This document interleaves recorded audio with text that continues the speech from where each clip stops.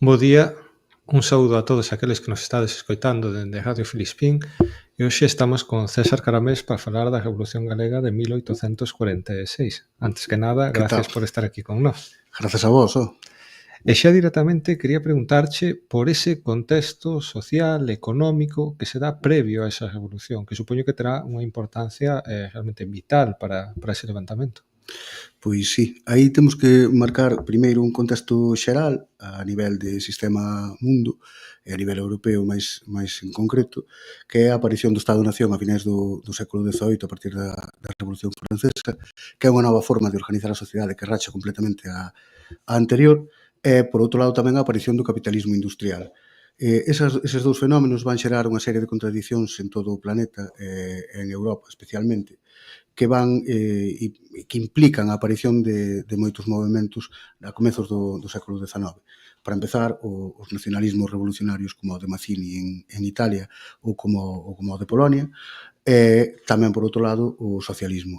Cando entran en contradición a proliferación do industrialismo en todo o continente, vai xerar a contradición evidente entre traballadores e traballadoras e capital, e iso vai xerar a aparición do socialismo. Nese contexto global, nós estamos nun Estado español que empeza a aplicarse o modelo de Estado-Nación a partir da Constitución de Cádiz, a loita contra os franceses empeza a súa primeira aplicación, pero que vai moi lenta, moi devagar, e que ten un punto culminante no ano 1845, cando se aproba a Constitución de 1845, que realmente moita xente sitúa aí o que é o comezo da engranaxe administrativa e institucional do Estado que temos agora mesmo, do Estado español, podría situarse aí con esa Constitución de Narváez. Nese 1845 tamén se aproba un novo sistema tributario que unifica os impostos que había nese momento e que tamén dá moita importancia aos impostos indirectos, que vai ter unha consecuencia terrible para as clases populares, sobre todo galegas. Ese sistema tributario vai multiplicar tamén por 2 o que Galiza achega ao Estado e, ainda por riba, os labrejos, que son os que traballan as terras, son foreiros, e son eles, a pesar de que non son os propietarios das terras, os que van pagar os impostos. Entón, supón un golpe moi forte ás clases populares galegas. Un dos lemas da Revolución do 46, o máis importante de todos, vai ser abaixo o sistema tributario. Por outro lado, unha cousa que ata hai pouco non se facía moita referencia, que incluso Xosé Ramón Barreiro no seu libro demostra un especial fincapé en negar que houvese unhas condicións sociais que provocasen a participación popular na Revolución, é as malas colleitas de 1845, que ademais é unha cousa curiosísima porque tanto Hobsbawm como Clark, como calquera que se puxese a estudar o período revolucionario de 1848, a Primavera dos Povos, sinala que hai unha crise capitalista en 1845 que comeza aí, é a peste da pataca que lle afecta sobre todo a Irlanda, a gran fame irlandesa, e que comeza nese momento, e esa serie de malas colleitas dá orixe despois a todas as revoltas e todas as revolucións que hai, empezando pola francesa, continuando pola alemá, pola de Nápoles e Sicilia, todas as que hai en toda esa baja revolucionaria de 1848. Estamos nun contexto no que esas contradicións que hai a nivel global van estoupar en 1848 e hai unha serie de detonacións previas que son a Revolución de María da Fonte, a nosa, e despois tamén a de Polonia, a de Galicia polaca, que é coetánea destas outras dúas. Son como un estoupido inicial dese aumento das contradicións que vai despois ter a deflagración final en 1848. Se o entendemos así, se o situamos no marco global, ímolo entender moitísimo mellor que se nos poñemos a analizalo intentando inserilo dentro do relato historiográfico español, porque claro, aí non cadra nin con cola, ou tes que eliminar unha parte moi importante para poder sobrancear outra e que che pegue coa narrativa chauvinista e nacionalista española da que estamos tan afeitos. Entón temos o sistema tributario, a nova Constitución, despois temos un cambio de unha reforma electoral, pensemos que é Narváez, son os moderados que están gobernando en 1845, acaban de tomar o poder a partir do golpe contra Espartero en 1843, moitos progresistas e os primeiros soberanistas participan na loita contra Espartero porque se acaba transformando nun dictador no ano 43, entón iso fai que Narváez chegue ao poder a nivel estatal, que no 44 tome o poder completamente, instaura a Constitución de 1845, impulsa a reforma tributaria de Monsantillán, impulsa unha reforma electoral a comezos do propio 46, no que pasamos de lembremos que daquela as votacións non hai sufraxio universal, é sufraxio censitario, e votas en función do que vas pagando ao Estado, é como comprar o dereito ao voto. Entón, reduce a participación, o número de votantes a nivel estatal, e a nós somos o territorio, Galiza o territorio, que máis se ve afectada por esa reforma. Pasamos de ter 70.000 electores, e digo electores en masculino porque as mulleres non votan ata os anos 30 do século XX, a ter 7.000, é dicir, quedamos no 10% do que tiñamos. Entón, redúcenos a capacidade de decisión no marco do Estado. O sistema tributario machácanos máis que a ninguén, é dicir, un golpe fortísimo. A peste de pataca e as malas colleitas do 45 afectanos. Temos unha situación de tensión continua, completa. O sistema de Narváez tamén ten un sistema de censura salvaxe. O periódico El Porvenir, que era o principal núcleo alrededor do que se organizaba este primeiro soberanismo nese momento, dirixido por Faraldo, péchano en setembro do 45. E péchano literalmente por que chamaba a instintos de independencia daquel reino. Entón, de la Sagra tamén di que o pechan porque introduce as ideas socialistas abertamente, por primeira vez. De feito, El Porvenir é considerado a nivel internacional como quizáis o primeiro periódico anarquista. É unha barbaridade decir eso, na miña opinión. Se ledes completamente El Porvenir inteiro e chamar en todo caso socialista, pero anarquista é moito botar por fora. Entón, nesa situación de presión, producese o estoupido de abril do 46, que é unha conxunción de moitos factores distintos e que non se pode explicar cun único relato lineal. De feito, moitas veces, tal como estás a sinalar, se intenta encaixar totalmente na historiografía española. Intenta facerse unha liña co pensamento, digamos, que dende Madrid se daba como normal naquela altura. Pero ti falas noutras ocasións dese influxo das cidades portuarias e de como outros pensamentos moito máis avanzados que non veñen de Madrid precisamente si chegan a Galiza, e tal como estás a sinalar, por exemplo, o Porvenir pode ser unha clara mostra de que ese pensamento aquí xa estaba a bulir, xa empezaba a impregnar todo ese movimento revolucionario que chega despois. E que aí hai unha lousa que lle afecta a toda a análise que se faga nese momento, que é precisamente esa idea de que somos unha banda de atrasados e que o centro naquele momento era Madrid, e onde emana toda a luz e toda a cultura, e que non é imposible que tivésemos ideas máis avanzadas que as deles, claro. Iso é un prexuizo ideolóxico supremacista que o que fai é ocultarnos dentro do seu relato para poder xustificarse eles, cultural, en todos os eidos a eles. Pero claro, se nos imos a esa época e analizamos dunha forma sobria e rigurosa, imos comprobar que, por exemplo, o socialismo na Península Ibérica, onde se instaura, é precisamente en cidades portuarias. E isto obedece a unha razón fundamental, que é un cambio tecnolóxico. A máquina de vapor aparece a finais do século XVIII, pero as vías férreas en Europa tardan moito en desenvolverse. De feito, ultrapasada a metade do século XIX, non hai un tecido férreo mínimamente decente en todo o continente europeo. Só en Inglaterra, que é onde comeza, precisamente. Pero, no mar, a máquina de vapor sí que afecta. Hai un cambio radical, é dicir, non é o mesmo ir nun veleiro que ir nun barco a vapor, que vai moitísimo máis rápido. Entón, vémonos na tesitura de que Londres está moito máis cerca aínda do que estaba antes da Coruña, por exemplo, ou de que o Porto de Madrid, que é Santander, vai ser tamén un sitio moi movido, de moito trafego, precisamente por iso, porque é de onde saen os vapores, entran e saen nesa zona. Desde 1820, que aparece os barcos a vapor ata ultrapasado 1850, é o rei da comunicación. Pensemos tamén que non hai telégrafo ainda.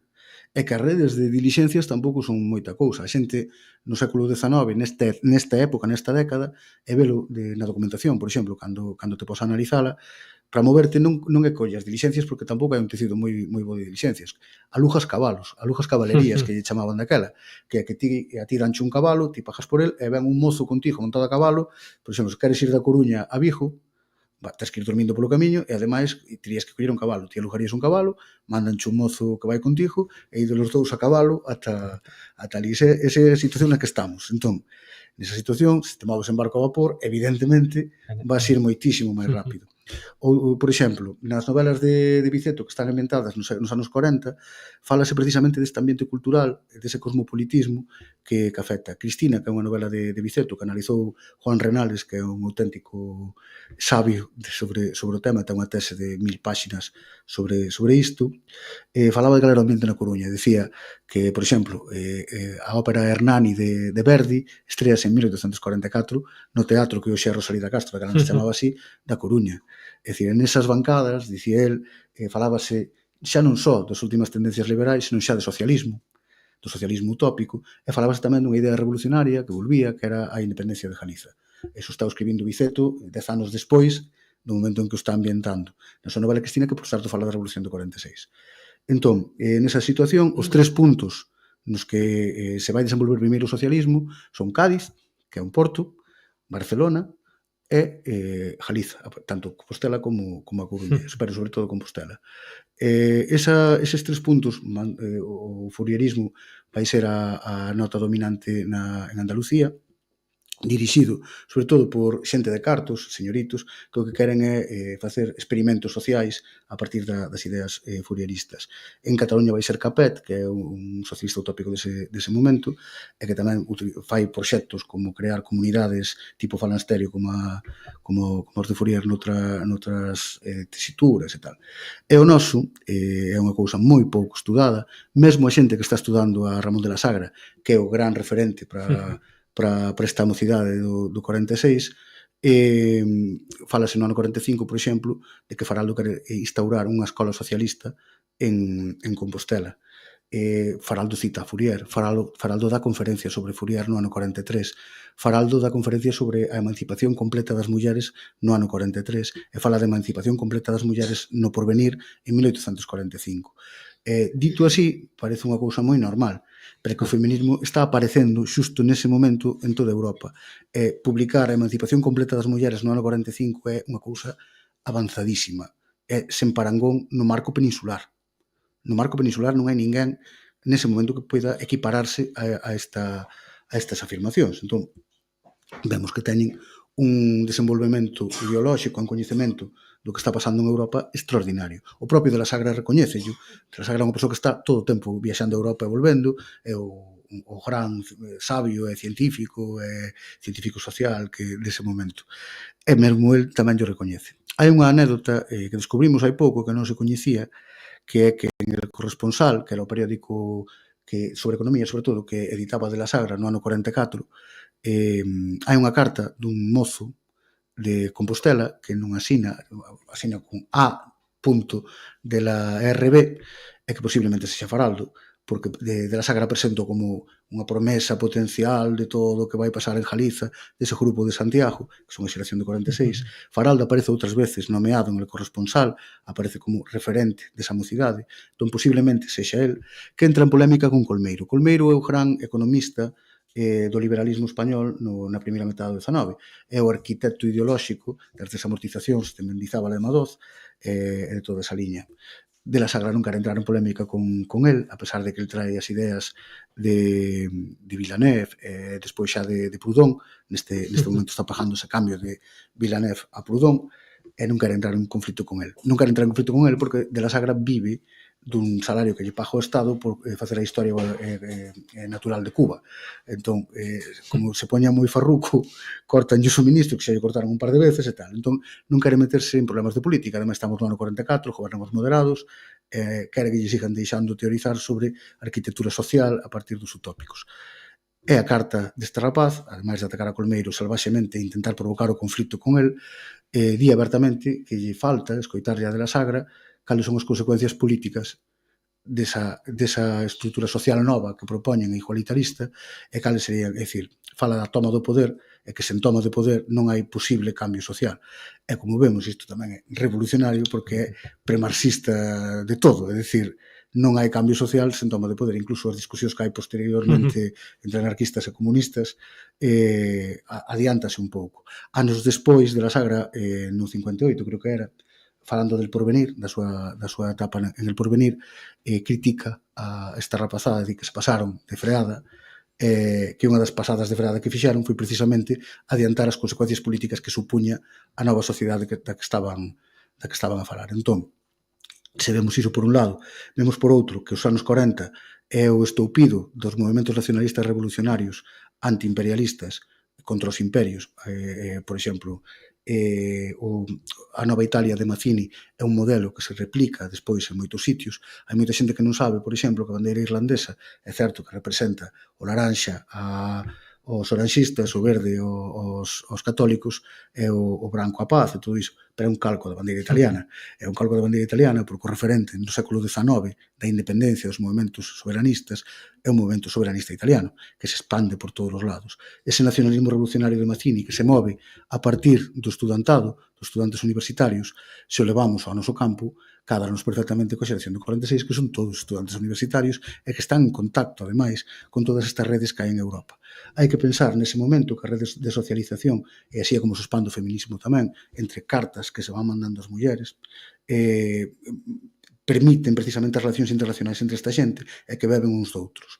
Vemos claramente que están inseridos nese tipo de tecido cando, por exemplo, o Vergel de Andalucía, que é un periódico de mulleres publicado por mulleres que defenden os dereitos das mulleres, non dunha forma tan radical como pode ser o feminismo francés nese momento, moito máis primitiva, se queremos, pero que xa empeza a facelo, está considerada ás veces publicación feminista ou ás veces prefeminista, depende como enfoquemos iso, invita, os únicos homes que invita a escribir nesa publicación son Faraldo e Rúa Figueroa, publica o El Porvenir, e cando eles din que unha parte do seu, un punto indispensable do catecismo social que defenden, e chamanlle catecismo social, é a emancipación completa das mulleres. Entón, estamos vendo un colectivo intelectual, unha mocidade, que está íntimamente conectada ao último que está acontecendo en Europa, que é respetada. De la Sagra mandalle unha carta en El Porvenir e dilles: estoulles falando aos meus compañeiros de Bruxelas e de París. Eses compañeiros de Bruxelas e París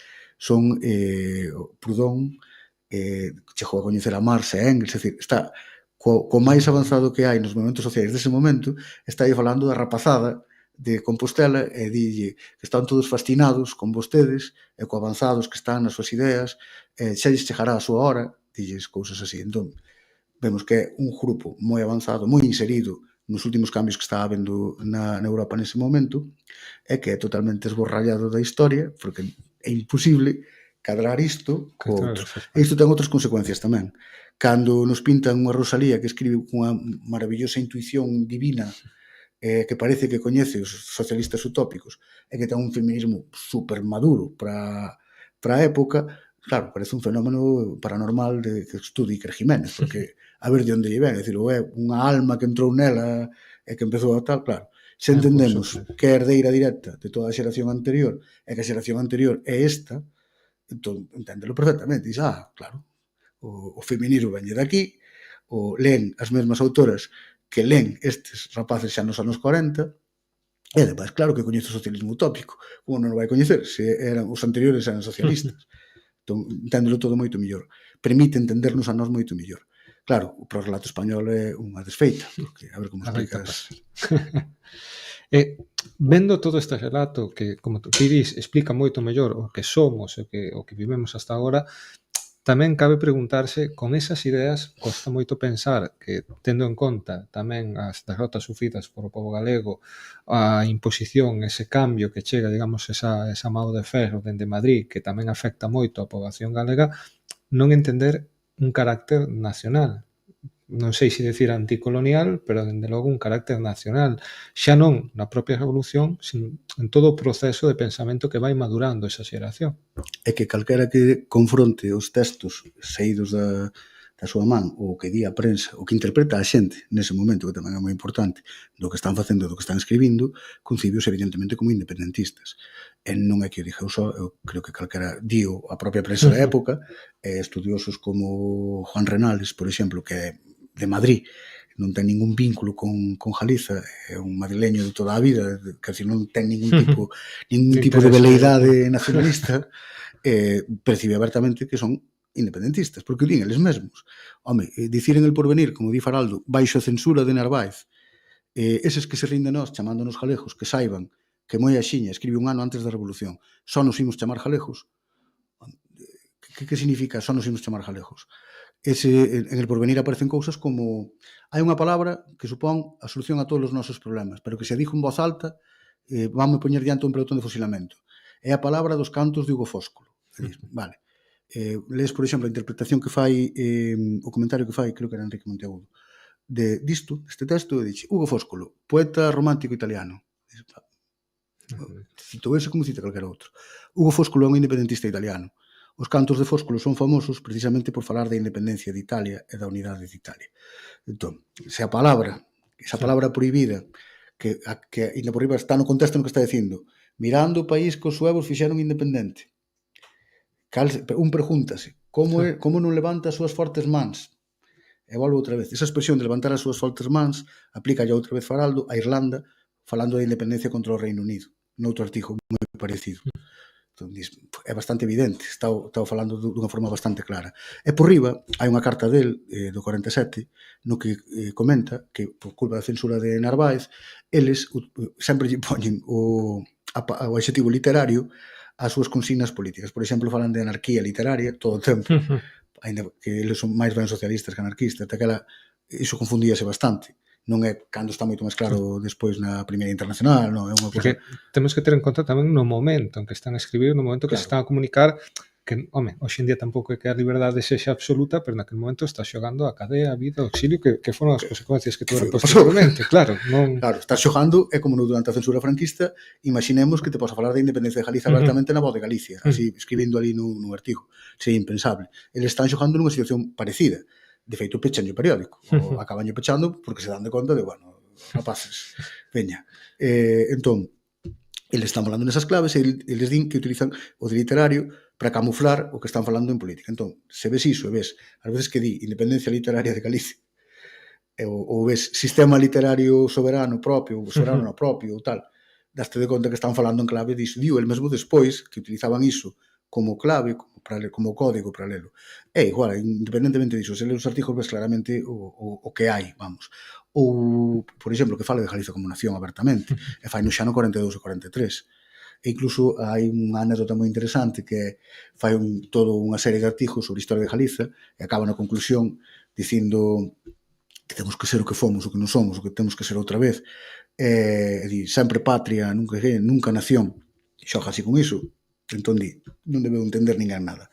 El ten un alcume que é Ben Humella. Ben Humella é o líder dos mouriscos na revolta das Alpuxarras de finais do XVI, que independiza Córdoba e Granada contra os casteláns, contra Felipe II, creo que era, sí, Felipe II. Entón, é o seu referente. O alcume que el adopta é o do líder dos independentistas andalusís. E, utilizando ese alcume, que non é el, fala do artigo que escribiu co seu nome, entón di, pero de que está falando este tipo? Non se entende ben. Non quererá dicir que Galiza é unha nación, que Galiza ten que ser unha nación, co sentido de Estado-nación.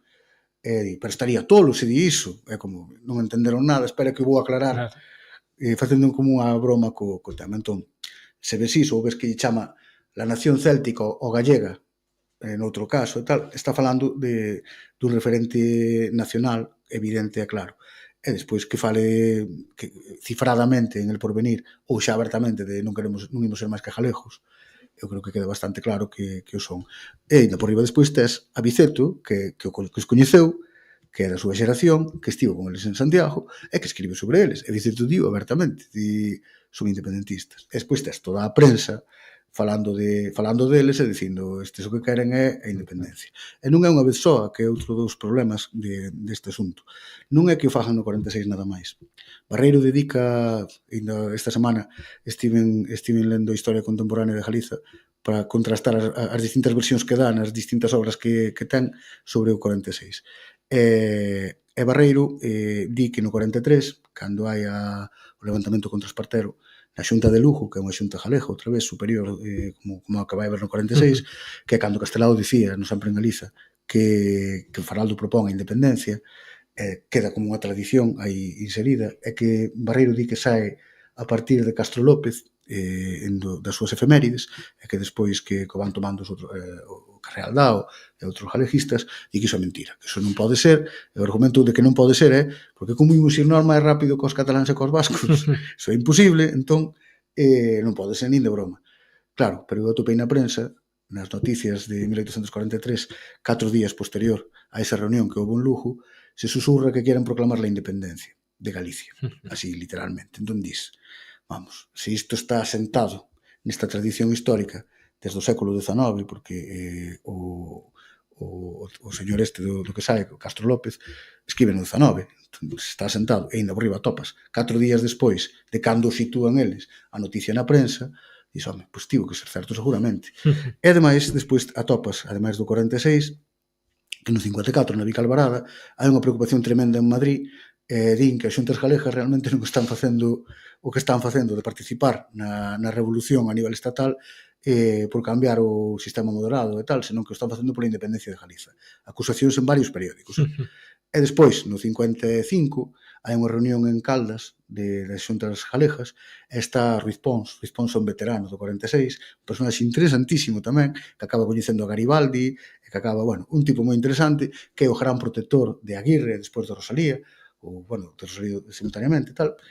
Este señor está en Caldas, é deputado nese momento, e di, uno de los temas de los que se habló, di a prensa, e que non tiene nada que ver con tal, parece como que é unha especie de recurso continuo, que como marches partero do goberno do O'Donnell, independencia de Galicia. Que é máis a prensa di, que non viña a conto, pero que parece como que é unha cousa que repiten continuamente. Entón, se te paras a pensalo nese contexto, ves que nesta xeración é continuo. Non é que se poida presupor, non, é continuo, é claro, é evidente, unha manifestación moi evidente. A interpretación da Revolución do 46 como un paso para a independencia ou independentista na súa dirixencia, que o é bastante claro tamén, tanto na prensa como despois na interpretación que dan, por exemplo, Bernardo Barreiro, o arquiveiro de Compostela, entende así. Galiza e España estaban separadas, e Galiza, recordando a gloria de cando era libre co seu antigo reino, chamalle a súa xunta de Santiago soberana. Isto é literalmente o que está dicindo Bernardo Barreiro. Entón, ves que esa tradición continúa, esa interpretación. Biceto dio claro ao final de Los Hidalgos de Monforte, que está escrito no 49, creo que é dicir, no 51, moi pouco despois dos feitos, e di, Os Hidalgos de Monforte, a sobradome a castración, Reino de Galiza, e di, 400 anos despois, volveu Galiza a reclamar a súa independencia en 1846. Diz, ostra, pero estás escribindo 5 anos despois. Se fose mentira, dirían, che, ti estás tolo, como que interpretas iso así? En cambio, está o dicindo. Entón, eu creo que é unha cousa bastante evidente que cadra ademais co contexto europeo. Co contexto europeo, con todas estas conexións que estamos vendo os protagonistas. Quero dicir, existe un caldo de cultivo ideolóxico que leva aí. E co anómalo sería que non o interpretásemos así. Cando eles mesmos están falando de independencia, de nación e tal, por que non o interpretamos como se interpretaría en calquera outro punto de Europa? Porque temos unha lousa en riba, que é unha lousa da historiografía españolista, que nos impide poder aceptalo. Tamén tirando das ideas de todos estes persoeiros que levan adiante a revolución, vemos que existen unhas ideas, podemos decir, protosocialistas. Cal sería o sentir, digamos, da propia población de Galiza? Moitas veces se fala de que é unha revolución na que os militares é unha especie de clase media nacente, é a que ten a única voz dirixente, a única que tira para diante con isto, e parece que o pobo traballador non ten absolutamente nada que ver nisto. Non sei se isto tamén está refrendado pola historia ou tamén é outra desas lousas, desas lendas que nos foron intentando. Aí é a cuestión que a mí me está reventando completamente a cabeza nos últimos meses, porque fixamos unha descoberta que eu tardei incluso en asimilala unha temporadiña. Fomos ao Arquivo Histórico de Pontevedra, hai documentos que están que nunca na vida se consultaron. Entón hai perto de 3.000, máis ou menos. Eu digitalicei 2.000 e pico e lín un pouco máis da metade xa de todo o que hai. Están manuscritos, dá un traballo tremendo, porque de desentrañar a letra que hai é bastante complicado. Pero a imaxe que abrolla daí é completamente diferente á idea que temos en moitísimos sentidos. Barreiro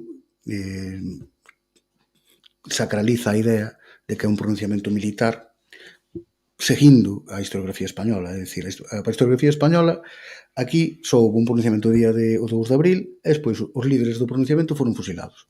Punto. E non pasou máis nada. Barreiro matiza iso, falando do galeguismo, tal, pero en ningún momento quere meter o pobo polo medio. Claro, o problema é a documentación do Goberno Civil de Pontevedra. É dicir, o gobernador, o xefe político de Pontevedra, que é como lle chamaba daquela, ten acceso a todos os informes da policía, aos interrogatorios, ten acceso á participación da xente en cada concello, e resulta que hai máis de 30 concellos con xuntas revolucionarias na provincia de Pontevedra. E resulta que hai partidas armadas, partidas de 50 labrejos, porque son labrejos, porque ainda por riba aparece a descripción dos partícipes nas partidas que van creando.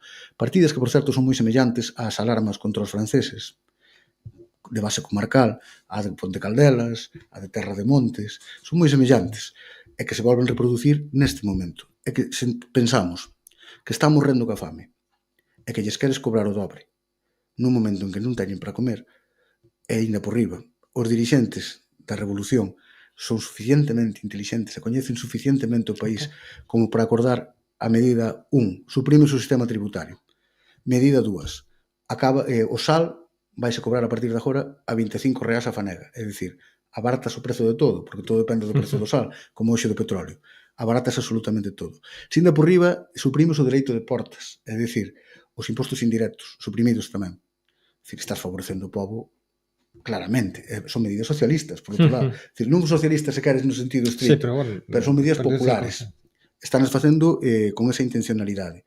E se ainda por riba, dis que lle vas dar unha dose de pan, unha ración de pan, a quen se aliste neses corpos armados que se van chamar defensores do povo, defensores del pueblo. Aparece no manifesto do 15 de abril, no articulado dos puntos que acordan, defensores del pueblo, defensores do povo. Eses grupos de paisanos armados, como describe despois a prensa, é que temos xa nomes, é dicir, na documentación que aparece en Pontevedra, aparecen quen fai iso en cada concello, aparece quen son perseguidos.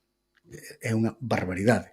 A participación é multiplicar por 1000 a idea que podíamos ter ata agora. E iso tamén explica a represión que hai despois, porque era unha cousa que non se podía entender. Como pode ser que non caiba xente nos cárceres ou que haxa 1500 exiliados, que máis que nunca en todo o século XIX, contando a francesada, contando a de Riego e contando o que queiras. Non hai nunca tanta xente. Como pode ser que se dea neste momento? Entón, un fenómeno que temos totalmente opacado, escurecido, por un relato de un pronunciamento español, que despois, que iso é tremendo tamén, é unha cousa que ainda lín outro día no libro este que sacou Duber sobre historias da historia de Galiza, hai un traballo de Villares sobre isto que prácticamente é unha invención do nacionalismo, é dicir, collemos un pronunciamento que houve aquí, casualmente, e creamos todo un mito dos mártires de Carral, non sei canto, que nos trae ata a actualidade, claro. Se colles as caixas de miles de documentos que temos contando a xente a participación popular lugar por lugar, unha das acusacións que hai, non me perdo do que estaba dicindo, é os que participen voluntarios nesas forzas armadas propias, que son a parte do que les chaman Ejército Libertador de Galicia, en español, porque era o que escribían, pero como lle están chamando, van cobrar un soldo diario e van ter unha ración de pan. Entón, nun momento de carestía, nun momento de fame, no que tes que loitar contra o sistema tributario porque te van tamolar, e ao mesmo tempo a túa familia ten fame, ves o perfil dos que están participando e son pobres, descritos como pobres, así, en plan, labrejo, pobre. Hai xente incluso que traballa pola comida, que traballan polo xornal e cando lle dan xornal traballan pola comida.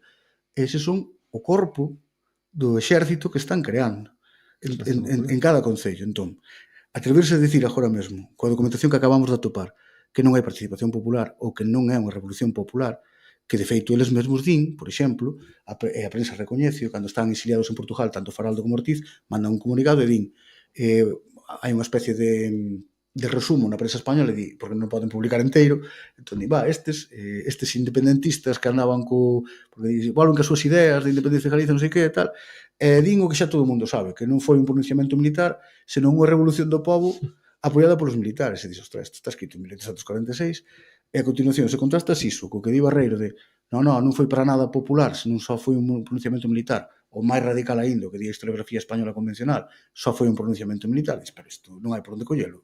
É dicir, está dicindo a prensa no seu momento. Tes a documentación que te está dicindo por todos os lados.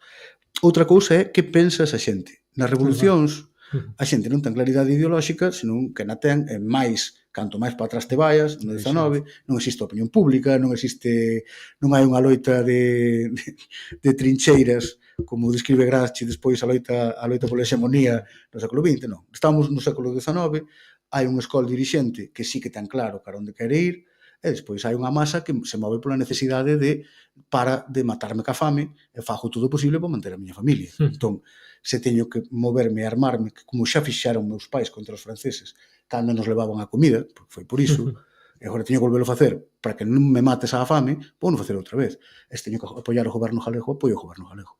E ves precisamente outra das cousas interesantísimas, Barreiro poñía en dúbida que as medidas que aprobasen no día 15 o goberno galego despois que iso tivese algún tipo de aplicación. Son pallas mentais, salvando a expresión, dos 4 rapaces de Santiago.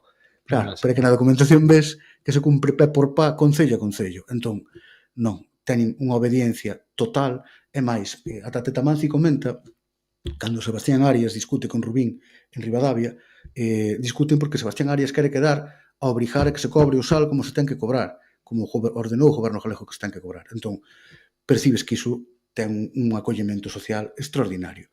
Eso así podemos entender que despois se produce o rexurdimento e que se produza que isto quede tan forte na memoria, como unha pegada tan forte na memoria do noso povo, porque é a orixe do noso soberanismo. De feito, venme á cabeza que sería interesante ti dis que moitas das partidas que se dan nese momento tamén teñen a memoria da resposta contra os franceses. Tamén sería outra parte da historiografía española a repasar as intencións. Moitísimo. Se vamos tirando do fío, parece... Incluso a idea da independencia, porque a primeira xunta do Reino de Galiza que se crea en 1800, ao principio de todo, antes da derrota del Viña, esa primeira xunta declarase soberana e segue exactamente as mesmas pautas, por exemplo, do Cabildo de Buenos Aires, das que despois orixinan as independencias americanas, segue as mesmas pautas. Di abertamente a independencia de Madrid, declarase soberana, manda embaixadores a Inglaterra, relacionase de forma internacional, de forma soberana con Portugal. Entón, estamos falando de que acaba de proclamarse completamente soberana, que na mentalidade do antigo réxime ten todo o sentido do mundo, porque o rei está secuestrado, o poder volve ao reino. Ten todo o sentido do mundo, que é a mesma argumentación que se fai en América. É dicir, as revolucións americanas non son independentistas desde un principio, que iso é, a de Hidalgo en México sí, é un pouco especial, pero a de Buenos Aires, por exemplo, non. É en nome de Fernando VII no que se fai a Revolución de Maio. É máis, se vemos o problema que hai ca bandeira da Argentina con Belgrano, que lles di protesta porque leva unha bandeira azul e branca que non é a bandeira española, é a bandeira das aspas dos Borbóns. Entón din, pero que bandeira é esa? El dilles, é a bandeira da Virxe. A bandeira nacional que acaban de crear, dilles os seus homens, é a bandeira da Virxe María, porque é azul e branca tamén.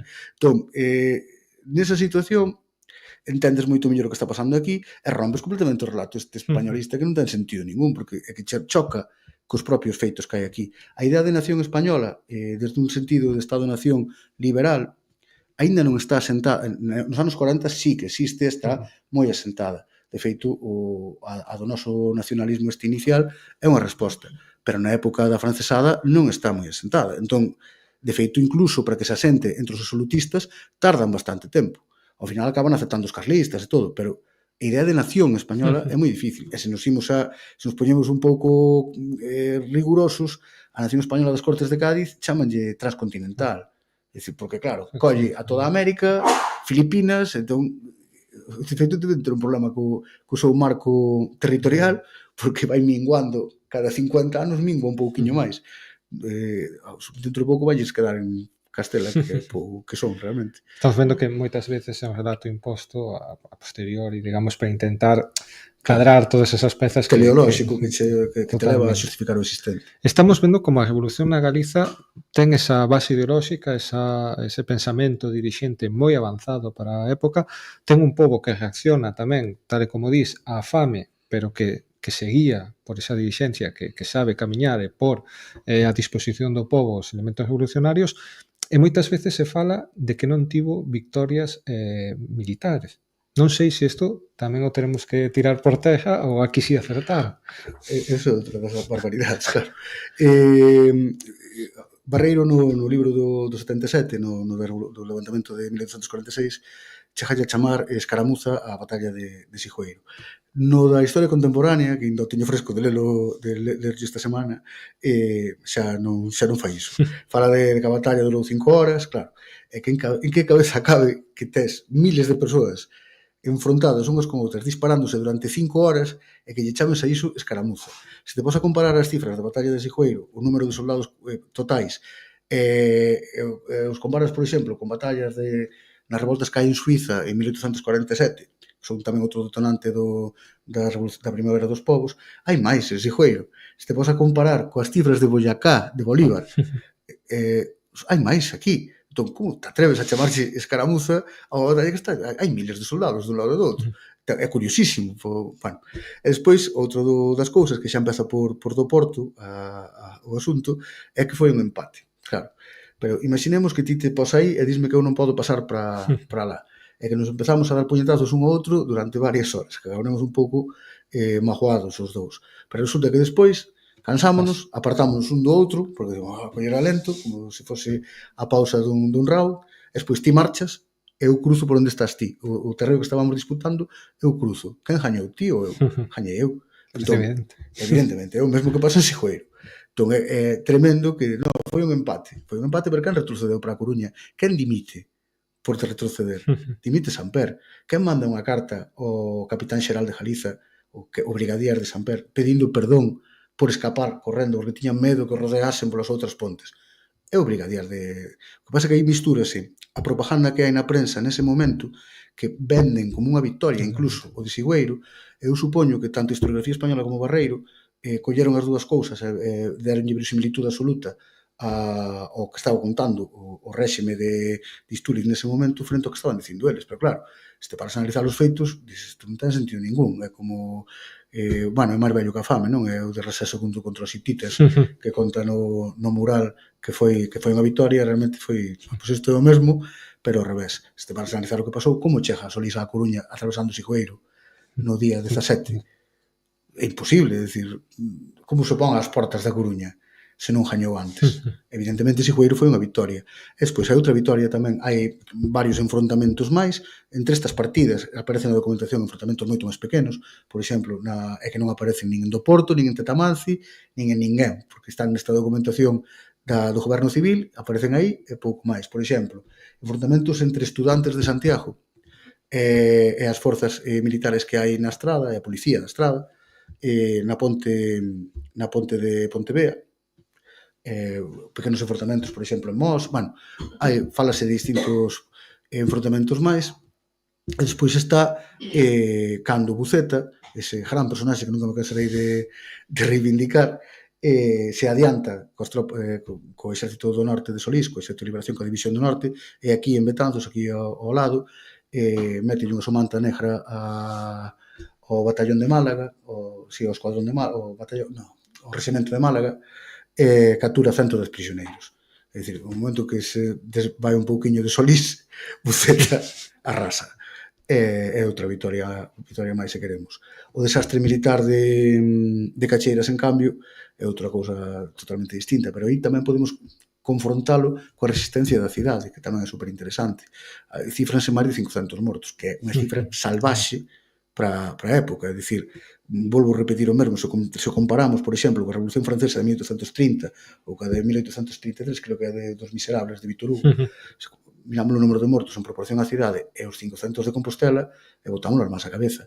E hai varias dúcias en Sigüeiro, por exemplo. É dicir, hai un número de mortos moi elevado. E Santiago é saqueada. Saqueada no sentido de que entran nas casas o exército lealista que nos envía a Madrid, entra nas casas, viola mulleres, aparecen acusacións de violación de mulleres e rouban.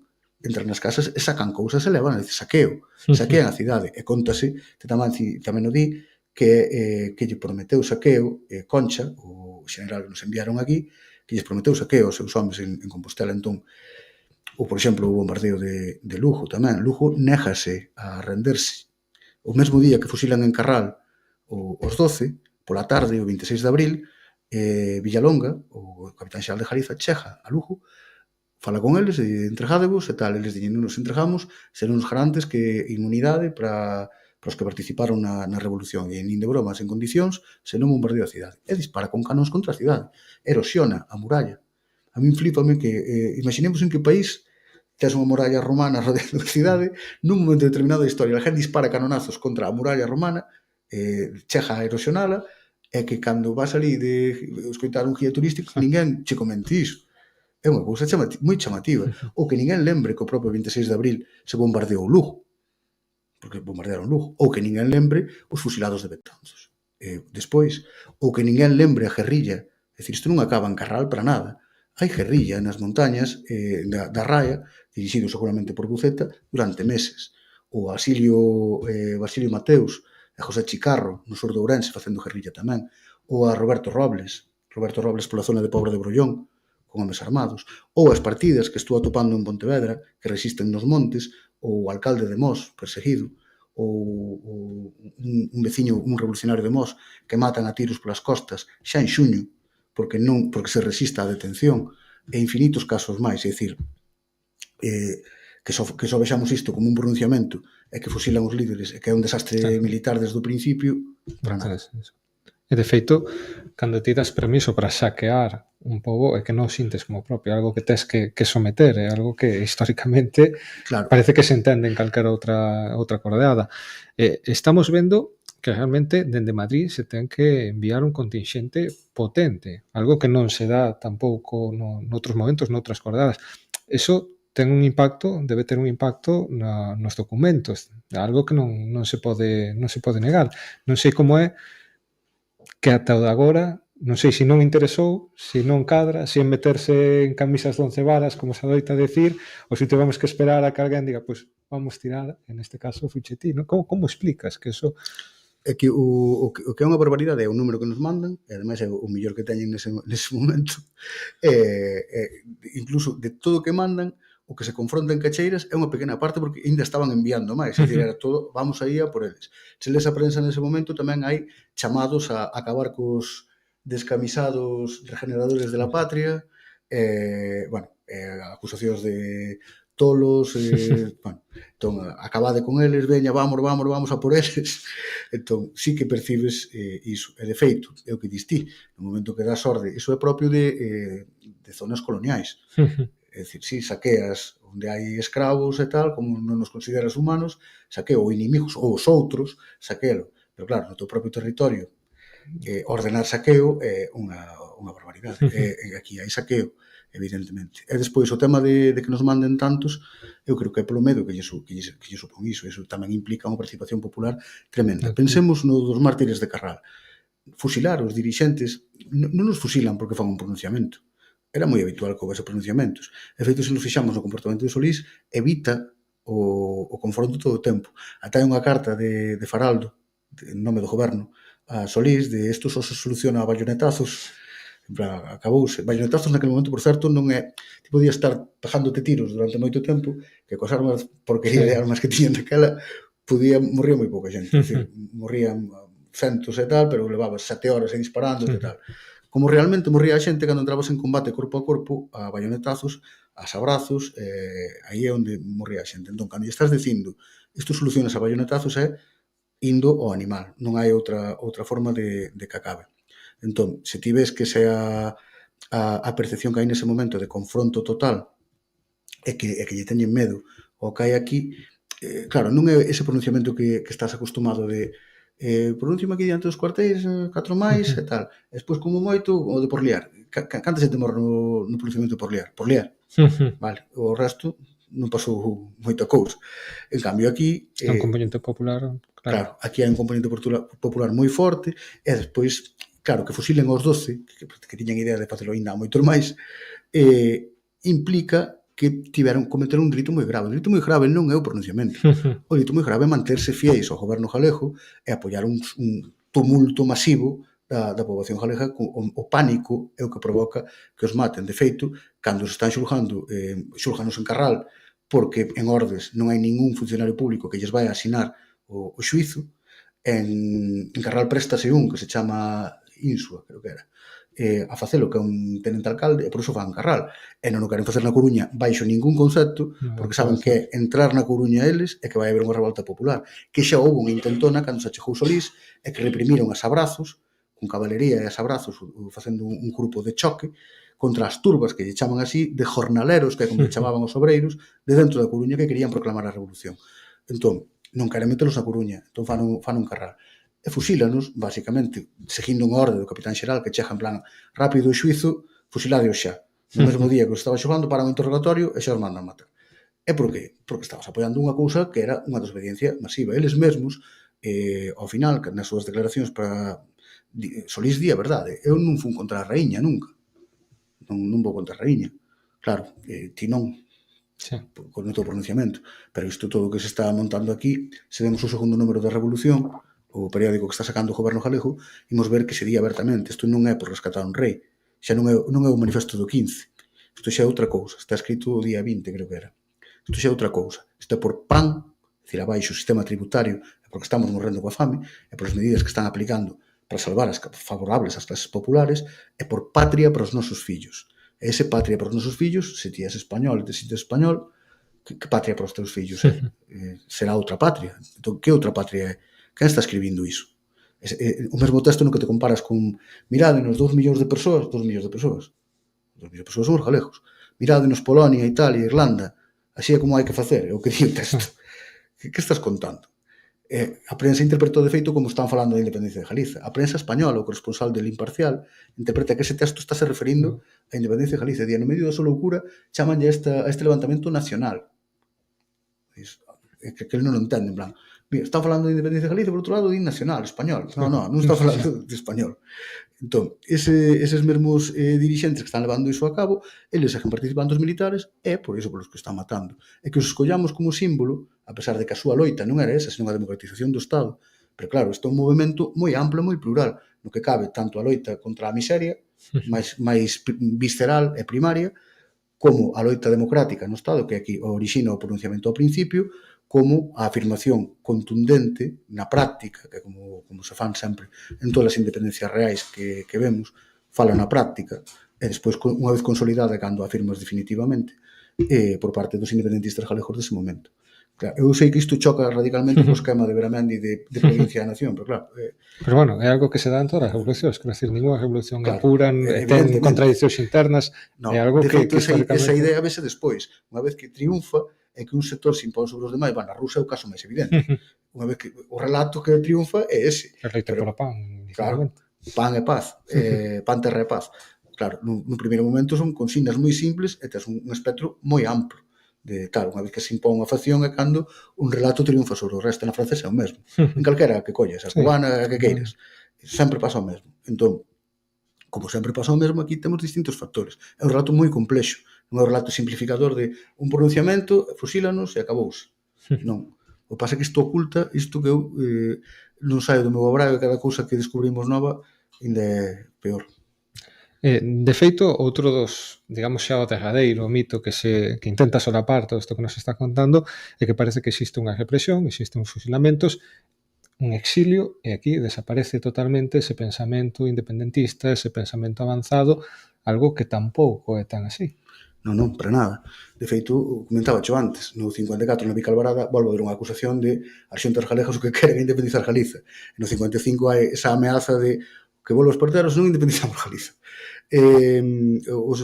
Como os líderes son primeiro marchan para Portugal e tal, pois cando volven quedan todos en Madrid, que é unha cousa curiosa. Eu creo que Xurxo Martínez ten razón cando di que é un exilio dentro do Estado, dicir, non volvades a Galiza, volvedes, pero non Deus vos libre de volver a Galiza porque nin de broma vos deixamos ir. Entón, é un exilio de aí, claro, eso queda totalmente apartado. Quen vai ter a continuidade despois? E isto é moi importante para poder entender este estoupido inicial e esta baixada posterior.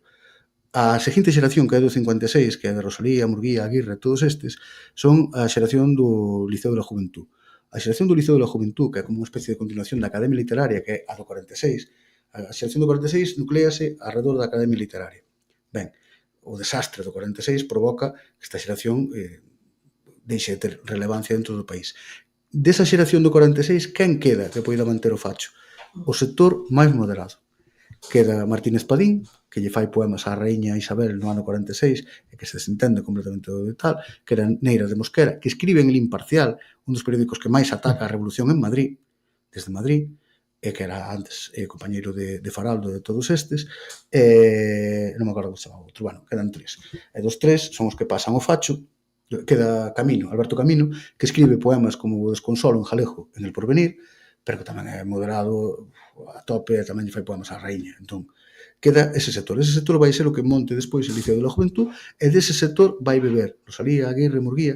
Entón, cando vemos que temos posicións máis radicais en todos os eixos, na do 46, que con respecto ao 56, tens unha explicación moi fácil de ver. Quen lle transmite o legado dos do 46 ao 56 é o sector máis o que non foi derrotado na Revolución. É moi semellante, se te fixas, o que pasa nos anos 40 e 50 aquí. É dicir, de onde ven o piñeirismo? De onde ven ese culturalismo que escribe poemas e que abandona a loita política? Pensa que despois o que acontece é que por imposibilidade ou polo que sexa, abandónase a loita, esa loita claramente política dos anos 40, abandónase. O que vai pasar a continuación é como unha especie de fusión co progresismo español total, e como moito nós temos culturalismo. Moi parecido ao que pasa co piñeirismo despois. Claro, isto é 100 anos antes, pero o proceso é moi semellante. Parte dunha derrota brutal. E claro, unha derrota salvaxe. 1500 exiliados non é unha broma. Por certo, antes de que se me vai, porque quería contalo, seguro que imos estar a piques de rematar, porque me tens que cortar, que levo falando moitísimo tempo. Indo comentaba outro día con Cortizo, que é o profesor de Moderna da Universidade de Santiago, que se fala moi pouquiño disto, é unha anécdota moi bonita. Hai 280 presos nun barco prisión, revolucionarios galegos, nun barco prisión, que os levan para Cuba, amotínanse, toman o barco, sucede en agosto, e acaban levando o barco para Lisboa, son acollidos en Lisboa, porque en Lisboa acaba de triunfar, entre aspas, a Revolución de María da Fonte, entón hai setembristas no goberno e acóllenos. É unha cousa tamén que dices, isto é unha película. É dicir, os revolucionarios, despois de perder, amotínanse no barco, case 300 homes presos nun barco, toman o barco, escapan dos buques que o perseguen co propio barco e refúxanse en Portugal.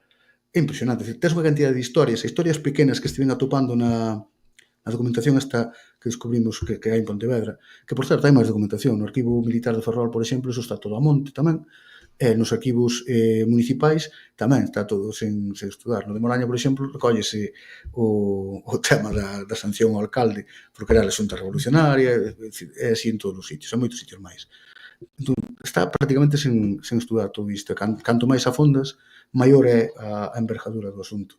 Eu xa che decía que estou ainda dixerindo todo. É que a verdade é que vemos que Galiza segue tendo unha historia sen contar. Estamos falando agora deste caso, pero en xeral que outros povos xa quixeran poder ter todo isto para abusar. Agradecerche enormemente todo este traballo, porque sei que é un traballo que leva moitas horas, leva moito esforzo, que se debería dar con moito máis apoio, supoño que eso sería necesario. E antes de despedirnos tamén, mirar se hai algunha pregunta ao público, quería preguntar por todo isto que tes por diante. Non sei se nos queres adiantar un pouquiño de por onde vai ir este traballo.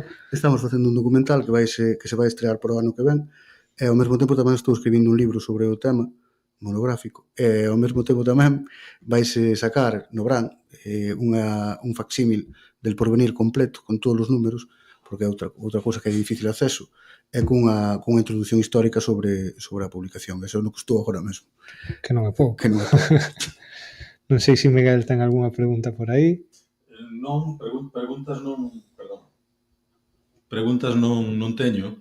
O que si teño son un par de comentarios que hai por aquí. Temos un comentario de Santi Bernárdez, boas, parabéns por iniciativa.